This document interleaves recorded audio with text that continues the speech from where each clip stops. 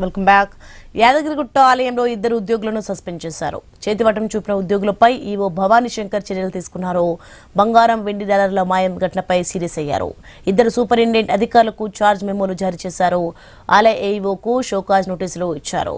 విచారణ కమిటీ నివేదిక ఆధారంగా ఈ చర్యలు తీసుకున్నారు. ఆ ఉద్యోగులు ప్రచార శాఖలో విధుల పట్ల నిర్లక్ష్యం వహించారని నిర్ధారించారు. Junior assistant Ramachandrasekhar, record assistant ను సస్పెండ్ చేశారు.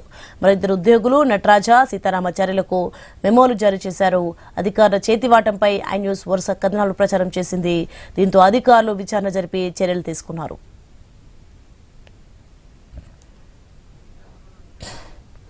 రైట్, ఇదే అంశానికి సంబంధించి మరింత సమాచారం మా ప్రతినిధి కిరణ్ ఫోన్ లైన్ లో అందిస్తారు. ఎస్ కిరణ్, మొత్తానికి బంగారం వెండి డాలర్ల ఘటనపై అయితే సీరియస్ అయినట్లుగా తెలుస్తోంది. ఇద్దరు సూపరింటెండెంట్ అధికారులు కూడా ఛార్జ్ మెమోలు జారీ చేసినట్లుగా తెలుస్తోంది.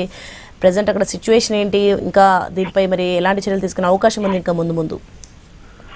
సోని, యాదగిరిగుట్ట లక్ష్మీ నరసింహస్వామి ఆలయంలో ఇంటి దొంగల వ్యవహారం వివాదాస్పదంగా మారింది. ఆలయంలో చేతివాటం చూపినటువంటి ఇద్దరు ఉద్యోగులపై ఈవో సీరియస్ అయ్యారు. అయితే ప్రచార శాఖలో బంగారం వెండి డాలర్లు మాయం చేసిన ఘటనపై ఇద్దరు ఉద్యోగులను ఈవో భవానీ శంకర్ సస్పెండ్ చేశారు. ఇద్దరు సూపరింటెండెంట్ అధికారులకు ఛార్జ్ మెమోలు కూడా ఇవ్వడం జరిగింది. ఆలయ ఏఈఓకు షోకాజ్ నోటీసులు కూడా జారీ చేయడం జరిగింది. అయితే ప్రచార శాఖకు సంబంధించి బంగారం వెండి డాలర్లకు సంబంధించి అవి విక్రయించి ఆ డబ్బును వాడుకున్నట్టు కూడా ఆడిట్ లో తేలింది. అయితే ఈ కుంభకోణంకు సంబంధించి ఐన్యూస్ లో వరుస కథనాలు ప్రసారమయ్యాయి. దీంతో ఆలయ ఈవో భవానీ శంకర్ విచారణ కమిటీ వేశారు. ఆ విచారణ కమిటీ ఇచ్చినటువంటి నివేదిక ఆధారంగా శాఖాపరమైనటువంటి చర్యలు తీసుకున్నారు. అయితే ప్రచార శాఖలో విధుల పట్ల నిర్లక్ష్యం వహించినందుకు గాను జూనియర్ అసిస్టెంట్ రామచంద్రశేఖర్, అదేవిధంగా రికార్డు అసిస్టెంట్ లక్ష్మిని సస్పెండ్ చేశారు. ఇక పర్యవేక్షణ బాధ్యత లోపం కారణంగా నటరాజ, సీతారామాచార్యులకు మెమోలు జారీ చేశారు. సహాయ కార్యనిర్వహణాధికారికి షోకాజ్ నోటీసులు జారీ చేయడం జరిగింది.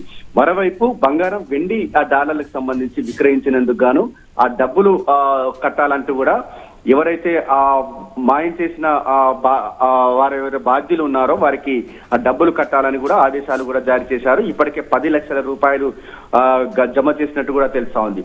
మరోవైపు ఇందులో మరో ట్విస్ట్ కూడా ఉంది. ఎందుకంటే గత కొంతకాల క్రితం బంగారం వెండి ఆభరణాలకు సంబంధించి డబ్బులు అవి విక్రయించి డబ్బులు వాడుకున్నారు కాబట్టి ఇప్పుడు బంగారం వెండి ధరలు చూస్తున్నాం, చుక్కలంటుతున్నట్టు పరిస్థితి అయితే ఉంది.